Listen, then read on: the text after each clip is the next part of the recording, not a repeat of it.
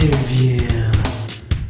inFAMOUS 2, the development process has been going on for about 2 years. The first big chunk of it, almost a year, was pre-production and designing and experimenting with all the big systems, getting big creatures to move through the city, working on the art direction, the core renderer, and then the last year has been production and obviously a big polish section where you're trying to improve the quality of what's there.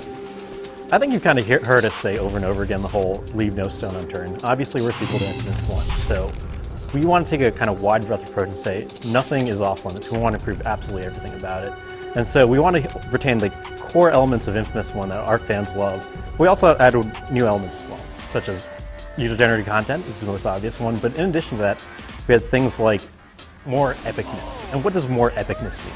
And I think more epicness kind of manifests itself in the scale of enemies, like the behemoth that you saw earlier, and also the big powers that we have. We call them various things, but I think ionic powers is the way we like to refer to them.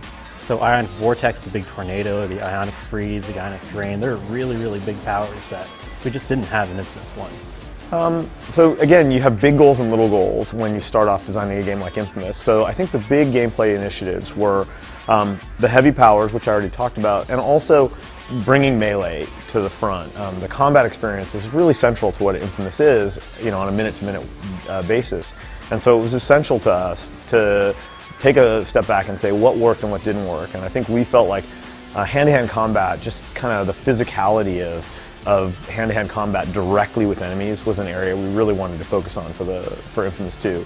Cole started off carrying just a big lead pipe. And we went through a bunch of iterations on stuff until we got to the amp that you see in the game now. But it was pretty obvious early on that this was going to be fun. The first times we had a prototype there where Cole was actually swinging something heavy and hitting things with it. It really, you could feel it when you did it. It wasn't like he was just waving around a wand. It felt like he was swinging something heavy and really laying into stuff.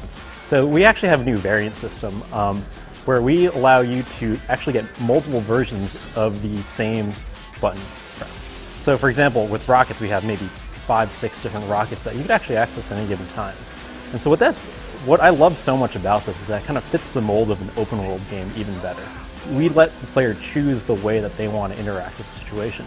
And so at the end of the day, if you think that it'll be cooler to just stand back and hit them with a couple of lightning bolts, that's fine too. But if instead you want to switch up that lightning bolt to be the stronger lightning bolt on the first shot, switch to the faster stream because he'll start escaping, it gives you the freedom. It'll just pause the game, just hold it left on the D-pad, switch to different power, and over again, within one battle, you could go through all your powers. In this game, we really wanted to go beyond that. We wanted to have more variety in the powers you had. We wanted to give you, as a player, more opportunity to make tactical decisions about how you're going to deploy these powers. We wanted there to be interesting combinations of powers. So for that to happen, we went to a little bit more complicated model where you really can have a bunch of different powers assigned to R1 and you switch them on the fly.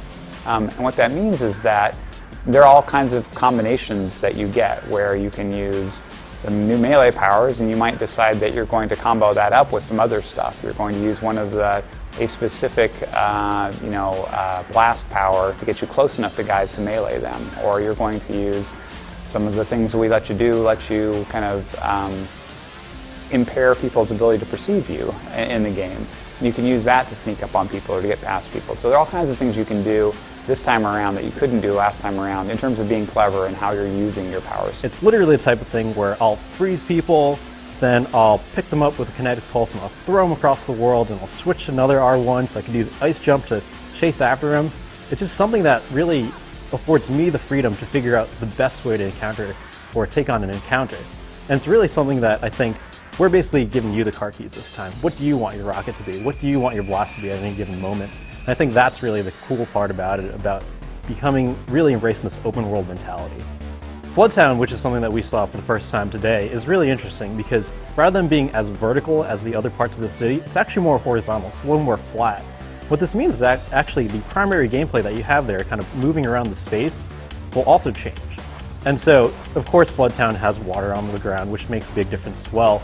But I think one of the things that we noticed today is that while we're trying to play around with it, we have one power which is called the Ice Launch that kind of launches you more vertically. In addition to that, we also have the Firebird Strike, which is more horizontal.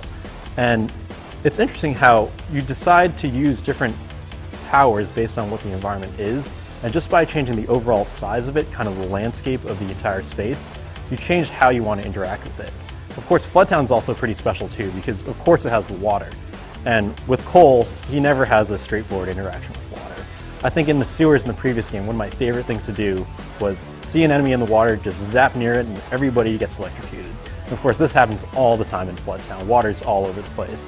But you also do tricky things too, because we have these rickety bridges that you could collapse if you throw a couple of rockets at it. People fall into the ground, and of course we're on the ground, it's in the water, and then if it's in the water, you zap them again. So you get to really combine stuff in a really interesting way. One of the first things that we did with Infamous 2 was we actually decided to work on enemies. We started to think of what was the cool thing that we could do different from other games. And because we inhabit this world where Cole's a superhero, he gets the whole system of getting powers as a conduit, we decided, well, why can't the enemies also have that too? We had some of that in the first game, but we really started out and said, well, we could really play with scale, we could play with abilities, and so we fully embraced that. So today you saw the Devourer, you saw the Crusher, you saw the Titan. They're all completely different scales. We have the regular soldiers, of course, like the Ice Soldiers, who also have superpowers. You saw them jumping around like little jumping beans there. But in addition to that, we also have the Crusher, who's slightly larger, also has the ability to throw ice at you. Again, superpowers and slightly bigger. Then you had even bigger than that, which is the Titan. The Titan's a huge monstrosity. I think he's probably about 30 feet tall. He's lumbering around, he's throwing ice at you, he's creating ice shards from the ground. It's really, really cool. But of course, we're not even done with that, right? We even have the Behemoth, which we showed off before, which is an enormous enemy. I think it's about, gosh, it must be about 100 feet tall. It is enormous. And it was really actually an early focus of ours to say, well, not just with the powers, not just with the parkour system, what else can we improve? And we think that one of the ways that we've improved really well here is the enemy variety. The development of the project, I think, started with a couple core nuggets, and those have been very true, but almost everything else has changed. So the core nuggets were we wanted to focus on presentation. We wanted to take the core gameplay from Infamous, which we thought was pretty good, and surround it with better cutscenes, better powers, better effects, more beautiful environment, really pushing the presentation, the production values of the game. So that was, has not changed. And the second was really doing large experiences, giving the epic feeling. So whether that's big enemies, whether it's big powers, those things were the fundamental improvements we wanted to make. We also knew we wanted to add something, and while we talked about all those different things, user-generated content was a driving force for us. We felt like we needed to add a major leg to all the things we were doing, and so UGC from really very early was the plan. Well, user-generated content, that's something that's like completely brand new. And if the feedback we're getting from the beta is any indication, there are lots of people out there that are like, well, I'm not sure why that would be interesting. Once you try it, you're going to change your mind. It's something where it provides a cool new experience for everyone playing the game. Not just about going and building your own missions, that's super fun too, but for the people out there that just want to have more fun Infamous experiences and more kind of crazy stuff to do in New Marais, you're going to be more than satisfied. It's super cool to see what people can do, and people's creativity is amazing to us. Even with the limited set of people we have in the beta now, it's just incredible what people have been coming up with, and it's super fun to see. And I think Infamous players are going to feel the same way. The CARM system is really interesting because I think one of the things that happened is that we kind of changed our overall approach there. We kind of took a more personal element to it, is one way to think about it. And so we've seen Nyx and Quo over and over again, but one of the ways that they kind of manifest themselves gameplay-wise is that, of course, you get the different powers that come from Nyx and Quo. And today we saw the two missions called Hearts and Minds and Fool and the Rebels. They're completely different missions that you will not experience at all if you play one or the other. So I think one of the earlier missions that we showed off that we kind of, at least internally, called them Save Quo. You notice that for a good chunk of the mission did something different, but it kind of came together at the end. These two missions are completely different.